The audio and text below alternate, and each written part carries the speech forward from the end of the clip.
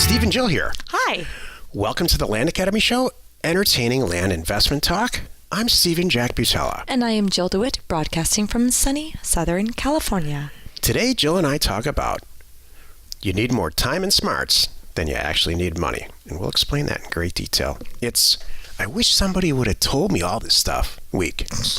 I can't. It's duh. I wish somebody would have told me all this stuff week. Jill literally just got done painting her nails. I did. We joke about it all the time. She's bored. She's going to paint her nails. She's going to let me talk about real estate. Today I It actually happened for the first time. I took a picture of it, I'm too. stinking up the studio. I hope that's okay It's with fine. my nail polish. Before we get into it, let's take a question posted by one of our members on the landacademy.com online community. It's free. Okay. Stephen asks, I came across a property the owner's letting go, just started first year of tax delinquency, in parentheses, that I can get cheap because he was frustrated 10 years ago in gaining access to the lot, and then in parentheses, and has not been back since, end of parentheses.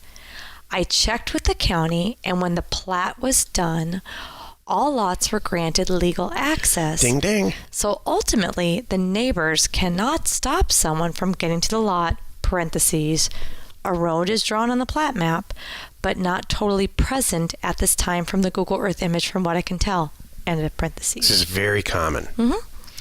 The neighbor, who is the main issue, has apparently been scheming to force a tax foreclosure to pick up at auction per the current owner's opinion.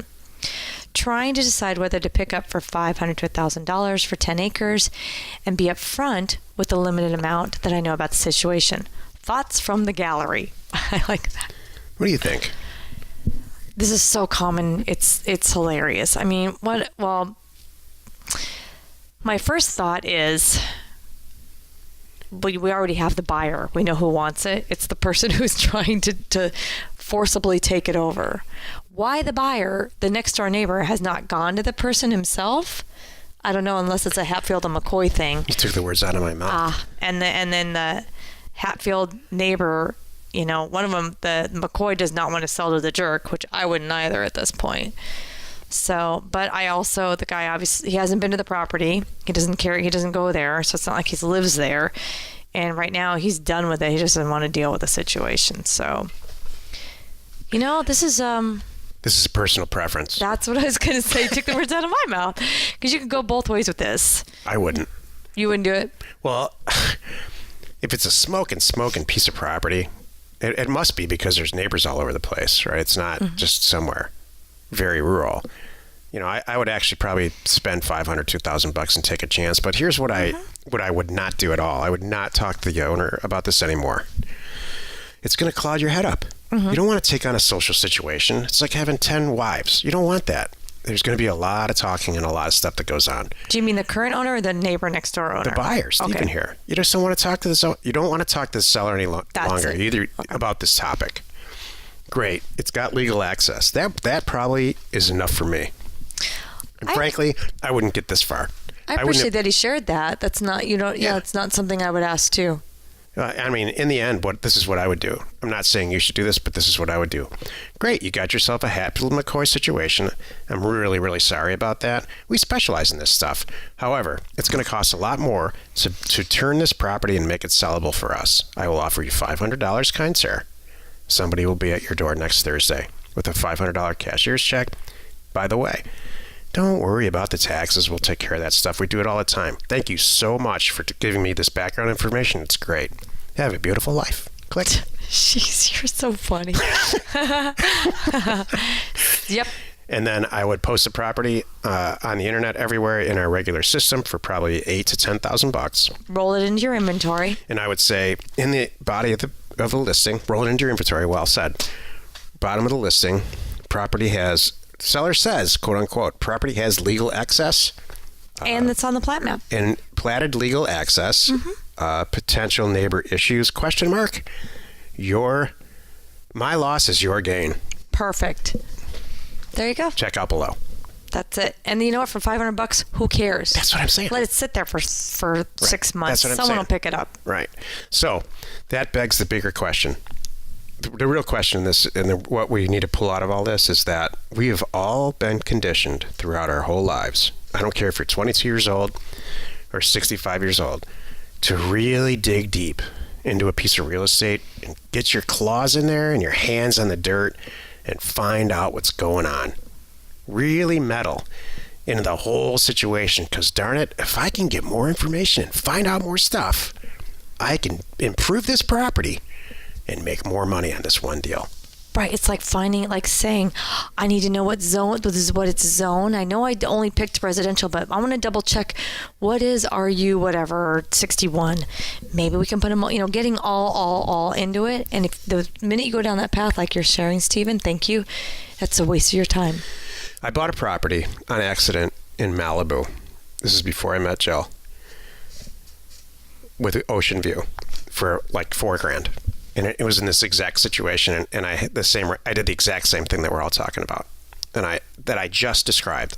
And it was a legal access, platted, gorgeous piece of property with some very angry owners all in front of it. And it was on the top of a hill in a subdivision, and they were very clear with the signs that they were posting, and you could see the roads right to the property. And I could see. I went to visit this property because I'm always looking for a reason to go to Malibu. This is when we were in Arizona. This is years ago. I posted it for $89,000, and somebody bought it the first day. There you go.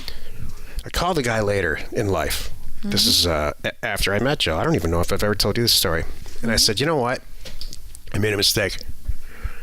Because this property's worth, if you can figure this out, $4 million. Right. Of course. It's like 8 acres on the ocean. Oh, yeah. I was actually really sick about it. I'm like, you know what? Damn it. You can't go back. I could have hired a attorney. It's okay. I mean, we could be living there right now. That's how nice it was. You can't go back. And he said, no, it's property. I said, he's like, this guy worked it all out. He said, and he had it listed for sale for like $900,000. Right. You can't go back. So I understand your point here, but you just can't get hung up in this stuff. Mm-hmm. I guess I just kind of ate my own words. I did get hung up in that property. You can't go back. You got to go for it. But that's why it was a long time ago. Yeah. That was then. Exactly. Today's topic, you need time and smarts more than money. This is the meat of the show. Everybody thinks you need, what's the first question people call? Jill takes calls, scheduled calls for people who want to join our group, and she kind of interviews them.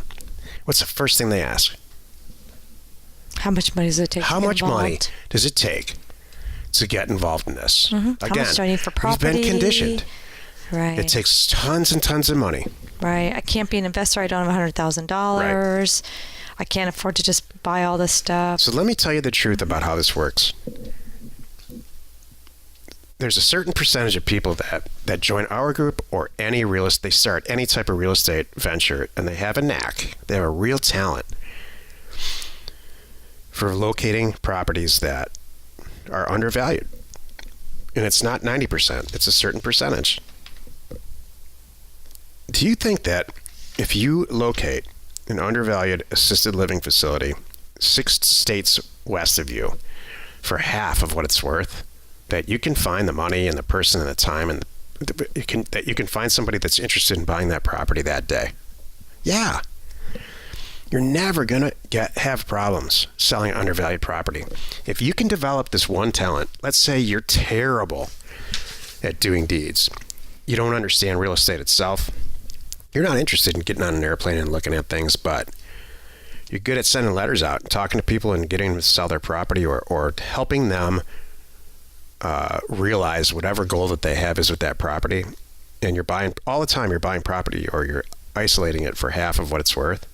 Do you think you need to be good at anything else? No. You need to be good at nothing else. In fact, you don't even need to take a shower for a week if you don't want to. I was waiting for something like that.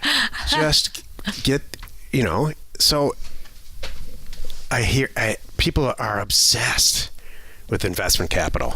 I had this. Go ahead. I had this guy. Well, it's funny. I have this guy that keeps popping in my office now once a week. He works with the brokerage down at the bottom of our building. And for some reason, I don't know what you can't tell on the building. There's signage. It's still from the tenant before us, which is great, and I'll never change it. I think it's a title company, right? Yes, but we're not going to share what. Thank you. So anyway, they have no idea who we are. They just know new tenants moved in, and they see us going in and out. So they were just, I don't know why they're going door to door. I don't even know how they got a whiff of what we do. But anyway, he and the owner popped in one day, and this kid is hungry. So he now comes up to see me once a week by himself to pick my brain. And it's the funniest thing. And we talked about, he's got a group of investors. He wants to be the bird dog, and he knows that you and I are the answer. And it's so great. So I every week I give him a little more, and then give him a little more information. I know he goes running back to them. Yeah. And he's all excited, but he still doesn't have the confidence yet to pull the trigger. So I actually told him that I would get him access to our data, not for free. Sure. But I would get him. He doesn't need the program, but he just needs the data. Yeah. Kind of stuff. He knows what he's doing. So I said, I'll get you our membership stuff. I'll get you into that when you're ready. And I keep giving him more things. Yesterday I printed out from Offers to Owners the house buying template. Yeah. I printed it out literally and handed it to him because he couldn't quite grasp it a little bit. Mm-hmm. So I just put it in, and he's like, oh. So this guy is smart, and this guy has the time. He himself does not have the money, but he's got the money behind him already, which is huge. He and I shared with him, we all know that if you come up with some great deal, doesn't matter where it is or what it is, no one, and you tell someone that with money, whoever, hey, I've got an asset worth this and I can buy it for this, they're going to say, oh, hell yes, how much do you need? I shared some of our experiences and all of that on the big scale when we've done transactions like that. So I guess my point is, it's just kind of funny that I have one of these people right now in person who keeps coming to talk to me. It's really, really funny, but it's all true. And honestly, when I read this title, I think the smart isn't even more than the time. If I had to put an order, smart comes first, time second, money last. What do you think? Smarts is, I'm going to narrow it down because lots of people are smart. Like, there's people who can quote Shakespeare. I need street smart. Yeah. You need math. You need Excel, not math, but you need to understand Excel and data. Right. And you need to be born that way. And I'm sorry, you just do. You can learn it, or you can get, like you did, get somebody who's good at it like me. But that really, really matters. So smarts, you understand data and why you would do a mail merge. And you understand that there's 10,000 lines of data, and that when you're done with it a half hour later, it's going to translate into 10,000 actual letters. Right. Or offers being printed out with all different information on it. Right.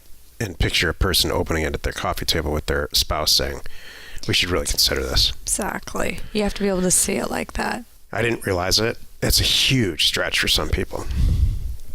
But what you need to understand, big picture, long before any of that is, if there's a piece of property that's worth $500,000 and you can get it for $200,000 because the person just doesn't want it anymore and they're tired of paying the taxes, that's what you need to understand first. So you're going to make $300,000 on a piece of property just for moving some stuff around and calling some people. You do not need the $500,000 to close the deal. Yep. I think it stops 50 to 70%. It stopped me for a long time. Yeah. I was bent on only using my own money for years. And it worked out great. I accumulated a ton of cash. Yep. And kept everything really lean. But you want to get yourself an airplane and a boat and the whole American thing? American dream? You need some partners. Right now, there's people scouring the internet with hordes of money. Looking for you. Looking for somebody who has your talent that can just be a cash machine. Right. And they don't want to do it. If you have the time and you have the money and you can just come up with these things, game over, man. Yep. So time, I'm not sure. That's easy. Right. Don't you think? I do. That's why I said that's to me not as important as smart. And you don't need any money. You need, correct. And you can do this after work, before work, on the weekends, the whole thing. Right. But yeah, you do have. You know what? You're right, Joe. You got to understand it. and just want to make, a couple shows ago. Make all the mistakes 100 miles an hour. Barrel Exactly. through it like a crazy person. You'll get smart. Yeah. Make those mistakes. You know what? Learn from your mistakes too. Gosh, that's how you get smarter. Pay attention. Spend a few minutes, dissect what happened. Oh gosh, here's my pricing error. I know exactly where I went wrong in my formula and what I could have done better, and I won't do that again. Just got to get better every day. All right, just make sure the whole thing is kind of going in the upward direction, not the other way. Now you're talking I love it, the Toyota way. Yeah. You have to be improving every day. Right. I agree. Can't look back. Nope. Well, you've done it again. You spent another 15 minutes with us listening to the Land Academy Show. Join us tomorrow for another interesting episode where we discuss it takes 2 years to get traction in anything. And we answer your question posted on our free online community found off of landacademy.com, or you can go straight there to landinvestors.com. You are not alone in your real estate ambition. Whoa. You'd think that I've said that sentence enough Right? where I could actually deliver it. Right. You would. You would. One would. But that's okay. Mm-hmm. Maybe I don't have enough smarts. You want to hear something? Well, I'll save it for the end. Go ahead. This is the end. Oh. This is the after talk. I am terrible. I just had to order a new teleprompter at memorizing lines because I'm right in the middle of recording Land Academy 2.0. So when I sit here and say stuff like this, I flippantly say it. If you don't understand Excel or data, forget it. Go get another career. That's hilarious. Well, you know what? I have a second career right now. I have a side job called educating people about how to do this. My first job is to actually do it. Right. And I suck at memorizing lines and presenting and all that stuff, but it's still very successful. So Imagine if you were good. I know. Imagine if I had some on-screen talent. Wow. Oh boy, wouldn't that be nice? You have a face for radio.